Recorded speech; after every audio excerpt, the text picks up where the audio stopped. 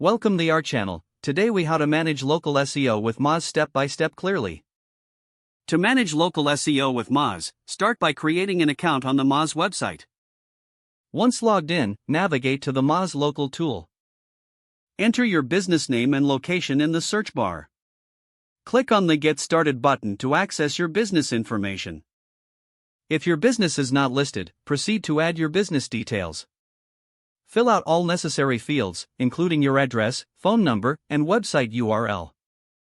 Ensure that your information is consistent with what appears on other platforms. Next, verify your business through the options provided. Once verified, you can optimize your listing. Focus on selecting the right categories for your business for better visibility. Add a detailed business description that includes relevant keywords. Upload high-quality images to enhance your listing.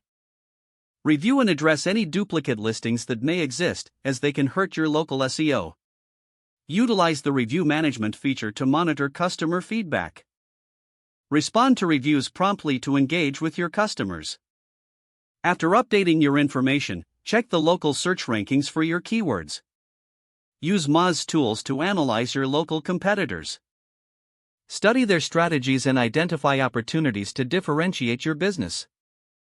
Monitor your progress regularly using Moz reporting features.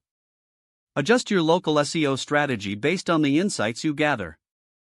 Stay updated with any changes in local search algorithms. Ensure that your business details remain consistent across all online platforms. Keep your listing fresh with regular updates and posts. Finally, regularly review your local SEO performance to ensure continued success. If the page does not load, refresh the browser or try again in a private or incognito window.